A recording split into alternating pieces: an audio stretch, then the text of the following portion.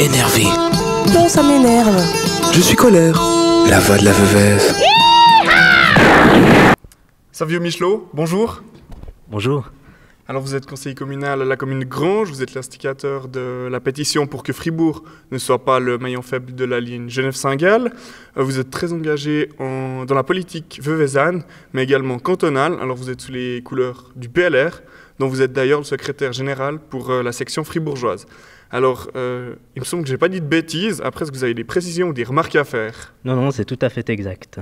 Alors, comme je l'ai dit dans mon introduction, vous êtes conseiller communal à la commune de Granges. Vous l'êtes depuis les élections communales de 2011. Alors, quelles étaient vos motivations à entrer à l'exécutif grangeois? Alors, la politique, c'est quelque chose qui m'a toujours intéressé et j'avais envie de m'engager de façon concrète parce que c'est vrai que quand on est jeune et qu'on fait partie d'un mouvement de jeunesse politique, c'était les jeunes libéraux radicaux à l'époque, on s'engage beaucoup dans le cadre de discussions, on essaye de faire des choses au niveau du canton, mais souvent c'est difficile de faire aboutir en tant que jeune des projets. Donc le fait d'entrer dans un conseil communal, ça me permettait de faire avancer des idées de façon concrète et d'être finalement assez proche des gens. Mais je dois avouer que quand j'ai commencé au conseil à Granges en 2011, je ne savais pas du tout en quoi ça allait consister. Je n'avais pas franchement une idée de ce que faisait un conseiller communal. J'avais aussi cette envie de découvrir quelque chose de nouveau. Donc, Vous ne saviez pas trop comment vous alliez être mangé, en somme? Effectivement, oui. D'autant plus que les attributions au sein d'un conseil communal, des dicastères, elles se font en fonction de l'ancienneté. Donc d'abord l'ancienneté au sein du conseil et ensuite l'ancienneté d'âge. Et étant le plus jeune et le plus nouveau, je devais prendre ce qui restait. Alors cette élection au conseil communal, c'était votre première élection, oui. Votre premier mandat politique pour un exécutif comme pour un législatif. Alors vous avez fini premier de cette élection avec 237 voix contre 234 pour vos plus proches poursuivants. Alors première élection à laquelle vous participez, vous, le petit nouveau, et première place à cette élection. Alors joli coup, mais vous avez fait comment? Franchement, j'ai rien fait. Je pense que c'est la prime au nouveau. Qui se constate assez fréquemment dans les communes où il y a une élection tacite. Souvent, les nouveaux sortent mieux que les anciens qui ont eu le temps, peut-être, ont quelques années de mandat, de se faire des ennemis, si on peut dire ça comme ça, dans la commune.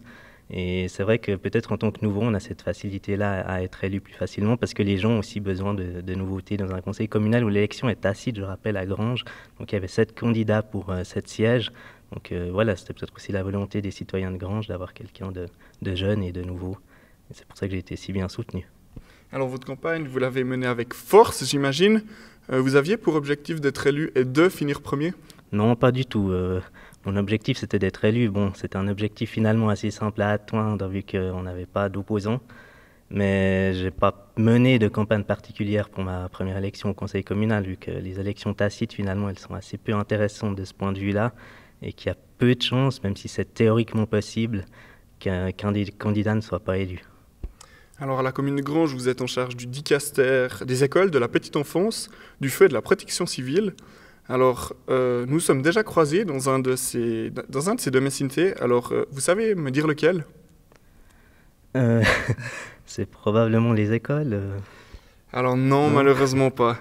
Alors c'était dans le domaine du feu, avec les jeunes sapeurs-pompiers de la Veuvez, quand on était encore au sein du CSPI de la base Veuvez. Alors en fait, vous avez le dicaster du feu, mais il y a quoi à faire dans le dicaster du feu? Vous gérez quoi concrètement? Alors j'ai le dicaster du feu, mais aussi la présidence de la commission intercommunale du feu, donc c'est à Talence, Possonance et Granges. Et le rôle des conseillers communaux, c'est d'assurer que la police du feu fonctionne dans la commune. Donc le premier élément, c'est le contrôle des habitations. Lorsqu'il y a une nouvelle construction, on doit les visiter avec le commandant du feu, qui est un spécialiste dans ce domaine-là. Et on délivre les permis d'occuper si les habitations sont conformes en matière de protection incendie. Et ça veut dire que les gens peuvent y habiter en toute sécurité et qu'en cas de feu, ils seront le plus sûrs possible pour le temps d'évacuation. Et là, le deuxième rôle des communes, c'est d'assurer au corps de sapeurs-pompiers, qui est intercommunal dans notre cas, les moyens suffisants pour pouvoir intervenir dans des délais qui sont raisonnables. Et c'est le rôle des conseillers communaux.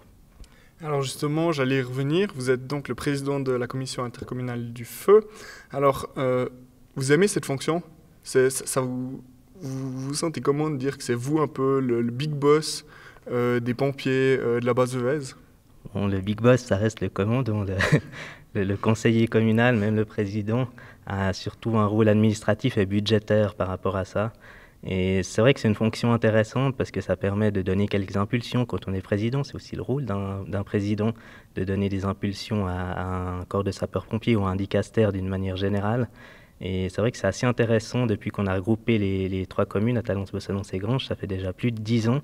On a une taille critique qui nous permet d'investir de manière correcte. On a une belle caserne, puisque vous étiez JSP, vous la connaissez sûrement. Oui. On a aussi un véhicule, un tonne-pompe, qu'on a acquis en 2013. On a changé de tenue aussi en 2015. Donc on a donné à nos pompiers des moyens de qualité pour intervenir. C'est important pour moi pour 2 raisons. Non seulement c'est parce qu'ils sont bien équipés et qu'ils ont les capacités pour intervenir dans les délais les plus brefs, parce que le rôle des pompiers, c'est quand même de pouvoir sauver des gens en cas d'incendie. Et le deuxième point important pour moi, c'est que ça facilite peut-être aussi un peu le recrutement, parce qu'on sait qu'aujourd'hui, c'est toujours plus difficile de trouver des gens qui sont plus ou moins bénévoles. Je rappelle que les sapeurs-pompiers ne sont pas salariés, mais reçoivent uniquement une solde pour les interventions et les exercices, donc c'est quelque chose qui représente peu d'argent. Et le fait d'avoir du matériel et des équipements, des infrastructures de qualité, ça nous permet peut-être de faciliter un peu le recrutement et de trouver des gens qui sont prêts à s'engager dans un cadre qui est, je pense, correct et qui donne des moyens de qualité. Alors passons maintenant à votre travail de secrétaire général du PLR fribourgeois. Alors ça fait maintenant 5 ans que vous occupez cette fonction. Vous sentez que vous avez fait bouger les choses au sein de la section fribourgeoise du PLR? Alors le rôle d'un secrétaire général, c'est un rôle de coordination, d'administration. Donc c'est toujours du travail d'équipe en politique. Et je crois qu'on peut être content du résultat du PLR fribourgeois au cours des 5 dernières années, que ce soit moi ou l'équipe de la présidence 2012-2017, puisqu'on vient de changer d'équipe, puisque le PLR a largement progressé. On a rattrapé l'UDC, on est devenu le 3e parti du canton au Grand Conseil avec 21 sièges. C'était notre première progression depuis très longtemps. Le PLR a pendant longtemps perdu des sièges et la tendance s'est inversée. On était le parti qui a gagné le plus de sièges lors de la dernière élection du Grand Conseil. Donc oui, je pense que le travail, non seulement que j'ai pu accomplir durant ces 5 ans de secrétariat général, mais aussi de toute l'équipe du bureau de la présidence a apporté ses fruits, puisqu'on a gagné ces dernières élections. On est content d'être parvenu à ce résultat-là. Alors c'est quoi vos grosses affaires politiques dont vous avez pris part ces dernières années avec le PLR fribourgeois? Le PLR fribourgeois s'engage d'une manière générale pour une société libérale, donc tant sur le plan économique, on est favorable à une économie aussi libérale que possible, qui laisse les entreprises agir dans certaines limites bien sûr, puisqu'il faut toujours avoir des règles posées pour éviter tout abus, aussi d'un point de vue social. Et là aussi, le PLR s'engage, alors c'est plutôt au niveau fédéral pour l'égalité. Par exemple, le débat n'est pas encore venu vraiment en Suisse, mais les couples homosexuels peuvent-ils se marier ou non? Moi, personnellement, j'y suis tout à fait favorable. Et c'est aussi dans ce libéralisme social que s'engage le PLR. Au niveau du canton de Fribourg, on a eu plusieurs dossiers importants, c'est vrai. En matière d'environnement, peut-être, on a lutté contre le littering, donc ça, c'est les gens qui jettent leurs déchets par terre. C'est un gros problème dans toute la Suisse, dans tous les pays du monde d'ailleurs, où les gens ont de moins en moins de respect pour l'environnement. Donc c'est bien que le PLR s'engage aussi pour ces questions-là. On s'est engagé en matière de transport public aussi, pour s'assurer que les cantons de Fribourg continuent à améliorer la desserte en transport public. Mais le PLR est aussi favorable, puisque je parle de mobilité, à ce que chacun puisse finalement choisir sa mobilité. Ceux qui veulent circuler en voiture doivent aussi pouvoir le faire. On ne doit pas empêcher les gens de prendre leur voiture en créant des embûches inutiles sans offrir un moyen de substitution. Et ça, c'est aussi un dossier important pour lequel moi je suis particulièrement engagé. Mais le PLR, d'une manière générale, a été très présent durant la législature précédente et il a envie de l'être encore plus maintenant qu'on a un groupe au Grand Conseil beaucoup plus grand durant cette législature-là.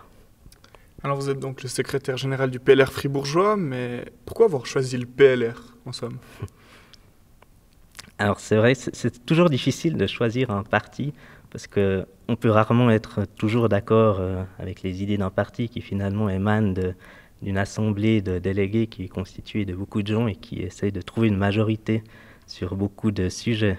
Alors pourquoi le PLR? Parce que j'ai toujours été convaincu que de donner de la liberté aux gens et finalement de la responsabilité, c'était la meilleure façon de faire avancer la société. Et c'est ce que le PLR a toujours soutenu et défendu en Suisse. Le PLR, c'est aussi un des plus vieux partis de la Suisse, puisqu'il est présent depuis 1848. À l'époque, c'était les radicaux qui ont fondé l'État fédéral. Donc, je pense que la politique qu'a menée ce parti durant ces siècles et demi d'existence a porté ses fruits, puisque la Suisse, aujourd'hui, est quand même largement enviée dans le monde pour ses conditions cadres, les conditions de vie des gens. Et j'ai l'impression que ce parti n'est pas trop à droite, parce que je ne suis pas non plus trop à droite. Il a une tendance, une fibre sociale qui reste importante, parce qu'il faut aussi se préoccuper des gens qui en ont besoin. En tant que conseiller communal, j'ai aussi eu le dicaster de la santé et du social durant la législature précédente. Et j'ai vu dans ce cadre-là que certaines personnes étaient dans des situations difficiles et que c'était important pour nous de pouvoir les aider. Donc il ne faut pas être trop libéral, il faut être finalement assez au centre, et le PLR, c'est un parti centriste. Moi, j'ai jamais caché que j'étais plus un radical, des anciens radicaux, qu'un libéral. Et oui, c'est cette politique-là que j'essaie de défendre dans le cadre de mes mandats, que ce soit au conseil communal ou au niveau du canton. Alors parlons maintenant de votre grande bataille du moment. Alors votre pétition, la pétition pour que Fribourg ne soit pas le maillon faible de la ligne Genève-Saint-Gall. Alors cette pétition, elle vise à réduire le temps de trajet entre Lausanne et Berne de 1h06 minutes à 56 minutes. Oui. Pour ça, il faudrait améliorer le parcours que vous jugez sinueux. J'imagine qu'il y a un coût pour une telle opération. Il est de combien ce coût? Le coût se montrait en milliards.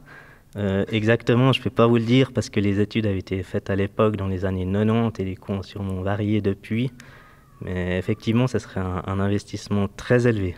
Mais je considère qu'il est nécessaire aujourd'hui parce que je ne sais pas si vous avez déjà pris le train entre Genève et Saint-Gall, mais si vous le faites une fois, vous constaterez qu'il y a un seul tronçon, tout particulièrement de Genève et Zurich, quand on circule lentement, c'est entre Romont et Fribourg, et précisément entre Chénons et Villars-sur-Glâne, où les trains ralentissent à environ 80-90 km/h, et ça fait de cette ligne-là clairement le maillon faible de cette ligne Genève-Saint-Gall. Alors justement, ce que vous reprochez, c'est la vitesse de plus de 115 km/h sur le tronçon Berne-Zurich en moyenne, contre seulement 90 km/h pour le tronçon Lausanne-Berne. Alors, de nouveau, ça nous ramène au parcours sinueux, j'imagine, oui. Mais il n'y a pas d'autres facteurs autres que ce parcours sinueux qui rentrent en ligne de compte? Non, alors pas du tout, c'est vraiment les rayons de courbe de la voie qui forcent les trains à réduire leur vitesse dans ce tronçon-là. Et c'est clairement là-dessus qu'on doit agir si on veut vraiment augmenter les vitesses. Parce qu'aujourd'hui, les CFF et l'Office fédéral des transports proposent le système VACO, c'est des trains qui peuvent s'incliner dans les courbes sans rendre les gens malades, comme c'est le cas des ICN actuellement. Certaines personnes sont sensibles à ça, et qui pourraient circuler un petit peu plus vite, mais ça ne permettra pas d'atteindre l'objectif des 56 minutes. Et ce qu'on sait par rapport à ça, c'est que l'investissement sera très important, on n'est pas loin du milliard, et on n'atteint même pas l'objectif. Donc c'est pour ça qu'autant investir un petit peu plus pour atteindre un objectif qui est quand même normal. On est en 2017, circuler à 80 km/h dans un train, ce n'est pas quelque chose qui est acceptable pour nous. Et l'élément principal qu'il faut rappeler, c'est qu'à l'époque, le projet Rail 2000 prévoyait la ligne entre Berne et Olten, qui a été réalisée. C'est une ligne à grande vitesse qui permet de circuler à plus de 200 km/h. Et on prévoyait une autre entre Vaudrance et Fribourg. Et évidemment, celle qu'on a abandonnée, c'est celle qui se situe en Suisse romande. Alors il y a diverses raisons. Les cantons romands n'ont peut-être pas non plus, à l'époque, fait suffisamment de lobbying pour obtenir ce tronçon-là, alors que les alémaniques ont toujours été très très forts en matière de transport public. Mais aujourd'hui, je pense qu'on doit rattraper ce retard et réaliser ces investissements. Ce n'est pas pour aujourd'hui, mais c'est pour les générations futures qui ont besoin de trains qui circulent à une vitesse correcte. Alors par rapport à cette pétition, vous l'avez déposée à la chancellerie fédérale avec 1147 signatures. Vous avez l'appui des exécutifs communaux de Fribourg et de Villars-sur-Glâne. Vous avez également l'appui des 7 conseillers nationaux fribourgeois avec Dominique Demumont, chef de file. Alors première question, 1147 signatures, c'est beaucoup, c'est peu. Vous espériez plus? C'est toujours difficile à dire. On avait voulu lancer cette pétition avec un collègue qui est aussi là derrière, de manière totalement indépendante. Donc on n'a pas utilisé les réseaux des partis politiques ou associatifs dont je suis membre. Donc ça complique clairement le travail de signature, puisque finalement on était deux à aller récolter ces signatures-là, mais ça permettait aussi de rester indépendant des partis politiques et des associations et de ne pas froisser certaines personnes qui voudraient ne pas signer une pétition juste parce qu'elle vient du PLR ou de l'association Transport Environnement. Ça, c'était une volonté et je savais dès le départ que ça compliquerait clairement la tâche pour la récolte de signatures. 1147, c'est correct. Après, je ne sais pas si c'est vraiment le nombre qui a une influence importante sur la Confédération, sachant qu'une pétition, elle ne lie pas du tout les autorités.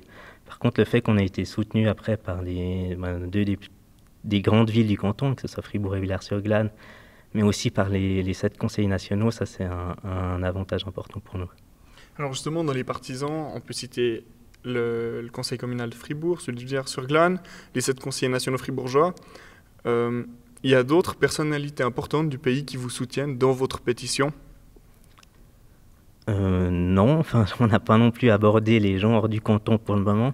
C'est vrai qu'on a peut-être l'objectif de le faire dans un deuxième temps, afin d'avoir le soutien des Vaudois et des Genevois qui sont aussi directement concernés par cette pétition. Mais on avance par étapes, vu que c'est quand même un travail qui prend du temps. Et la consultation sur les réalisations des CFF pour 2030-2035, elle court jusqu'à la fin de l'année. Donc ça nous laisse un petit délai pour essayer d'influencer encore les élus vaudois et genevois, parce qu'on aimerait évidemment bien les rallier à cette cause-là. Et puis on a de conseillers nationaux qui nous soutiennent, conseillers aux États aussi, mieux c'est pour nous, puis c'est finalement eux qui décideront. Alors, les conseillers nationaux vous soutiennent, les conseillers aux États également. Qu'en est-il du conseiller fédéral fribourgeois, Alain Berset, il vous soutient aussi? Alors, on n'a pas abordé le conseiller fédéral Alain Berset parce que, d'abord, ce n'est pas son département. Et je pense qu'il peut difficilement nous soutenir, lui tout seul, à titre individuel, en tant que membre du conseil fédéral, étant donné que la collégialité s'applique. Et je le vois mal prendre une position en faveur d'un projet fribourgeois, vu ses intérêts qui sont assez évidents en tant que fribourgeois. Donc on l'a pas du tout abordé et je ne prévois pas de le faire. Alors toutes ces personnes, elles vous aident comment? Elles vous aident financièrement? Financièrement, pas du tout. C'est une action qui était bénévole, qui nous a pas coûté grand-chose non plus. C'est juste du temps qu'on consacre pour aller récolter des signatures. On était dans les gares, on était à plein d'endroits dans les trains pour essayer de convaincre les gens. On a fait de la publicité un peu sur Facebook, mais ça coûte pas très cher. Et c'est tout, donc on n'a pas besoin de soutien financier. Moi, ce que je veux, c'est un soutien politique et que ça avance au niveau fédéral, parce que c'est à Berne que tout ça se décide. Alors, dans un autre domaine, vous avez repris la présidence du passeport vacances au début de cette année 2017. Alors, pourquoi avoir accepté cette fonction de président du passeport vacances de la Veuvez? C'est vrai qu'à l'automne passé, on a été informé par le comité actuel du passeport vacances qu'il souhaitait démissionner en bloc. Donc tous les membres du comité souhaitaient le quitter. Et comme j'ai eu l'occasion de faire le passeport vacances dans ma jeunesse, j'ai aussi vu qu'il était né en 1985. Comme moi, je me suis dit 32 ans, c'est un peu jeune pour mourir. Donc j'ai eu la volonté de reconstituer un comité. Donc je me suis mis à disposition du comité sortant pour essayer de recréer quelque chose, et aussi des communes de la Veuvez pour leur dire que moi j'étais prêt à relancer un comité si j'avais le soutien des communes. Et j'ai obtenu ce soutien, j'ai réussi à reconstituer un comité pour le mois de janvier de cette année. Et j'ai été élu président à ce moment-là, il n'y avait pas non plus d'autres candidatures, ça se bouscule jamais pour ce genre de fonction-là. Et c'est avec plaisir que j'ai accepté ce nouveau défi, parce que c'est quelque chose qui m'intéresse et puis que j'avais envie de faire perdurer pour la Veuvez. Alors, le passeport vacances, ça commence dans un peu plus d'un mois, un mois et demi. Alors, vous allez apporter quoi au passeport vacances, mais surtout, vous avez apporté quoi depuis que vous avez repris la présidence à ce passeport vacances? Alors, ce qu'on a apporté avec mon comité, parce que c'est pas moi seul depuis le mois de janvier, déjà, on l'a empêché de mourir, parce que si personne n'avait repris, il n'y aurait tout simplement plus d'édition du passeport vacances pour cet été. Donc, c'est déjà quelque chose d'assez important. Et la deuxième chose, c'est qu'on a reconstitué un comité élargi avec des contacts dans chacune des communes de la Veuvez. Pour nous, c'était important d'avoir des gens qui servent de relais, mais aussi de connaissances dans les communes, parce que c'est eux qui savent le mieux finalement ce qui se passe chez eux. On a réussi à reconstituer ce comité-là. On est 16 personnes aujourd'hui de tout le district. qui s'engagent et on a organisé les activités.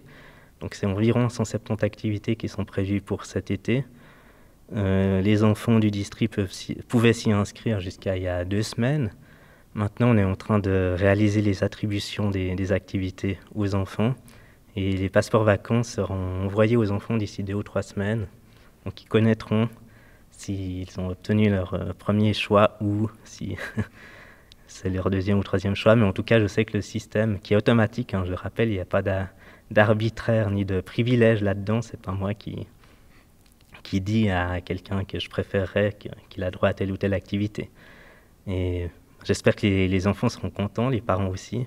C'est quand même quelque chose qui fonctionne bien en Veuvez. Il y a plus de 450 inscriptions pour cette édition. Donc sur les 1700 élèves, ça fait un peu plus du quart, ce qui n'est pas trop mal. Et j'espère qu'ils seront vraiment contents de ce qu'on a pu organiser pour cet été. Alors vous devez reconstruire ce passeport vacances suite à la démission donc en bloc du comité. C'est pas trop dur à reconstruire, à le remettre au goût du jour, à le faire à votre sauce? Alors pour cette année, on avait très peu de temps, donc on n'a pas non plus tout révolutionné. C'était pas l'objectif. On a essayé d'améliorer un peu certaines choses au niveau de la présentation. C'est aussi mon domaine, la communication. Donc j'ai essayé d'améliorer les choses à ce niveau-là. On a fait une toute nouvelle brochure avec un graphisme différent des années précédentes. On a aussi essayé d'améliorer un peu les documents qui sont présents sur le site internet. Et sur Facebook, on a aussi fait de la communication. Pour la suite, c'est vrai qu'on va devoir changer certaines choses, à mon avis, parce qu'on constate quand même, depuis une dizaine d'années, qu'il y a une diminution du nombre d'inscriptions. Et les raisons, on aimerait bien les connaître. Donc on va lancer un sondage cet automne auprès de tous les parents qui ont un enfant scolarisé en Veuvez, afin de savoir qu'est-ce qu'ils veulent pour le passeport vacances, aussi au niveau des horaires, parce qu'on sait qu'à une époque, seul un des parents travaillait, donc c'était pas un problème d'amener les enfants à une activité à 9h ou 10h le matin. Aujourd'hui, c'est différent. Il y a beaucoup de familles où les 2 parents travaillent, et on aimerait savoir si ça, c'est un des éléments clés. Et si on doit modifier les horaires, par exemple, du passeport vacances, en accueillant les enfants dès le matin.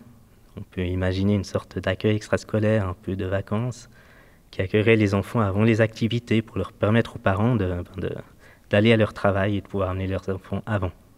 Alors avec le peu de temps que vous avez eu, ça a été difficile de trouver des bénévoles pour s'occuper des activités et de trouver des activités? Alors les activités, c'était pas un problème du tout parce qu'il y avait déjà la liste des années précédentes et la plupart des gens reconduisent leur implication dans le passeport vacances d'année en année. Donc là, on a trouvé un nombre d'activités tout à fait correct. On est dans les niveaux de l'année passée, mais un petit peu plus. Pour les bénévoles, étonnamment, je ne sais pas si c'est parce qu'on a beaucoup parlé à cause de cette presque disparition, mais on a eu une certaine facilité à trouver des gens. On a aussi trouvé des sponsors qui nous ont aidés à financer cette édition. Et j'ai quand même l'impression qu'il y a un élan de toute la Veuvez pour le passeport vacances, parce que ça tenait à cœur des gens. J'ai vu aussi des communes de mes collègues qui étaient vraiment motivés à ce qu'on relance cette édition. Donc non, on n'a pas eu beaucoup de problèmes pour boucler l'édition. Alors, cher auditeur, toi qui nous regarde, toi qui nous écoute, si tu es intéressé à être bénévole, tu peux prendre contact avec Monsieur Michelot grâce à son site internet www.savio-michelot.blogspot.ch ou sinon directement sur sa page Facebook Savio Michelot. Alors, né en 1985 à Mumbai, en Inde, Savio Michelot est arrivé en Suisse à l'âge de quelques mois. C'est donc dans ce pays qu'il a grandi et trouvé ses racines, quelque part entre le Valais, le canton de Vaud et celui de Fribourg. Alors vous êtes immigré en Suisse, vous êtes venu alors que vous n'aviez que quelques mois. Que pensez-vous de la situation actuelle en Syrie, la situation de tous ces Syriens, tous ces réfugiés? Qu'est-ce que la Suisse elle pourrait faire du point de vue que en Suisse, on a quand même le siège du CICR, on a le siège européen de l'ONU. Qu'est-ce qu'on pourrait apporter pour les soutenir, tous ces réfugiés? Voilà, c'est important ce que vous dites par rapport au CICR, à l'ONU. La Suisse ne doit pas oublier ses valeurs. Il y a certains partis politiques qui nous disent que les valeurs de la Suisse sont autres, mais une des valeurs de la Suisse, c'est sa capacité d'accueillir et d'aider les gens qui sont dans des situations difficiles. Aujourd'hui, la situation de la Syrie, qu'est-ce qu'on constate? C'est qu'il y a plus de 4-5 millions de réfugiés puisque la majorité de ces réfugiés sont accueillis au Liban et en Turquie, on parle de plus de 3 millions.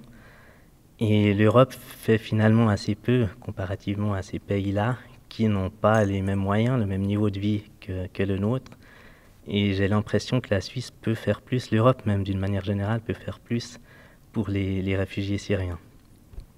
Alors c'est vrai qu'on vit des situations difficiles, on a encore eu un attentat hier soir en Angleterre, donc les gens font vite l'amalgame entre les réfugiés et les terroristes. Je pense que c'est un amalgame qu'il ne faut pas faire, parce que interdire l'accès aux réfugiés, aux gens qui en ont vraiment besoin, ça n'empêchera pas les terroristes de venir dans nos régions, parce que les frontières, quoi qu'on en dise, elles resteront toujours perméables. C'est facile d'entrer dans un pays aujourd'hui.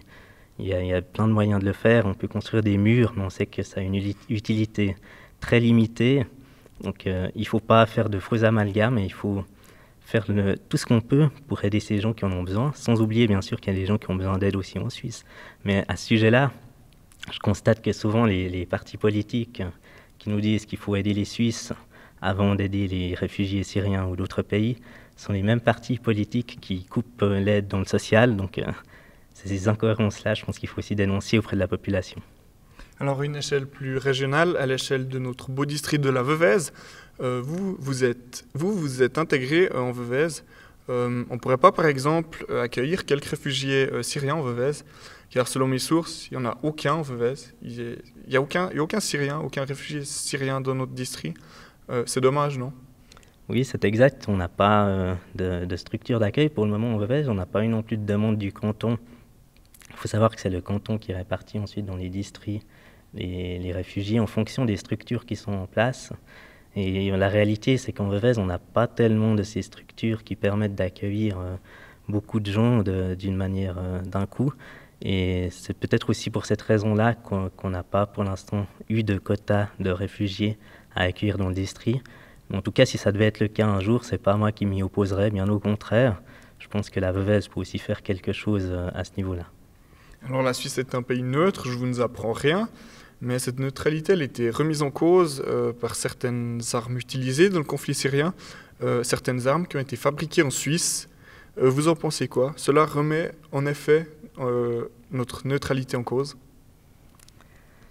Bon, la question de la neutralité dans une situation qui est finalement de paix en Europe, elle se pose sans doute d'une manière différente. Après, c'est vrai que la question des fabrications d'armes en Suisse qui sont exportées dans des pays, la Syrie entre autres, mais elle fait débat. Aujourd'hui, beaucoup de gens s'interrogent, est-ce que la Suisse, pays neutre, pays de la paix, pays de la promotion de la paix, doit encore fabriquer des armes et les exporter dans des pays pour qu'elles servent à tuer? Un peu, c'est l'objectif principal d'une arme, on n'en fait pas pour autre chose. C'est difficile de répondre à cette question parce qu'il y a des enjeux qui sont là derrière, il y a des emplois aussi. Il ne faut pas oublier que les entreprises d'armement en Suisse emploient beaucoup de gens. Et interdire d'un coup l'exportation des armes, à mon avis, ce n'est pas la solution. On doit y réfléchir à long terme pour aller dans cette direction-là. J'y suis favorable en ce qui me concerne. Et je pense qu'à terme, oui, on devrait, dans un pays neutre et dans un pays qui promeut la paix, éviter de fabriquer des armes et de les exporter pour qu'elles servent à des pays en guerre. Alors, pour l'aide au développement, vous en pensez quoi? Parce que pour rappel, les pays membres de l'OCDE, ils doivent normalement verser 0,7% de leur PNB. La Suisse a versé 0,52% en 2015. La Suisse se défend en disant que les autres pays versent encore moins que nous. Vous pensez que c'est juste de dire ça ou on devrait verser les 0,7% promis? Bon, c'est vrai qu'on devrait être exemplaire, mais c'est toujours facile à dire. Après, les discussions sur les budgets au niveau de la Confédération sont toujours très difficiles. Et c'est vrai que même si la Suisse va bien, elle vit une situation qui est peut-être moins facile qu'il fut un temps. Et on essaie de couper dans les budgets là où on peut, ou là où c'est le plus facile politiquement. Et c'est toujours plus facile de dire qu'on coupe dans l'aide au développement qu'on coupe dans l'AVS ou les prestations qui touchent directement les Suisses. Donc ça, c'est des choix politiques qui sont faits. Mais si on pouvait arriver à atteindre cet objectif des 0,7%, oui, j'y serais favorable. Si j'étais élu, j'essaierais de m'engager pour ça.